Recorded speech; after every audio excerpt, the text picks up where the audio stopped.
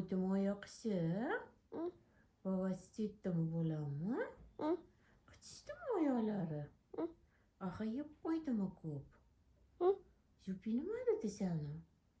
Atık yakadı mı? Vuruştu mu sana? Sen yıladı mı? Ne akıldı? Ne yakıldı mı?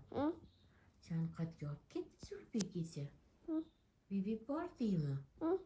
Cicit var değil mi balam? Ayşe ham kıldı mı? Ayşe ham kıldı mı? Şu küçü aldı mı? Şu küçü değil mi canım? Ne isteyedin? Ah ne isteyedin? Kuattı bir isteyedin mi? Çikolat yedin mi?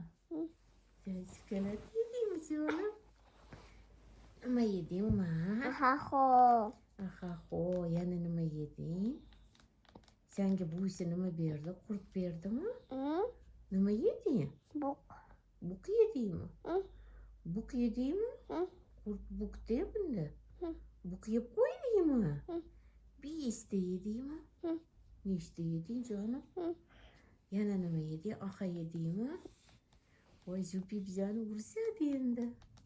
Nega aha yediyle qiladi?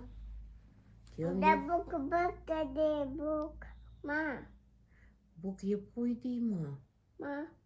Voy bizani endi Jupi urishadi bolam. Kim aha yeb qo'ydi qiladi. Kim yedi deymiz Umar? Kim yeb qo'ydi ahani? Kim yeb qo'ydi? Kim yeb qo'ydi? Yana kim yedi? Baba. Yana kim yedi? Yana kim yedi?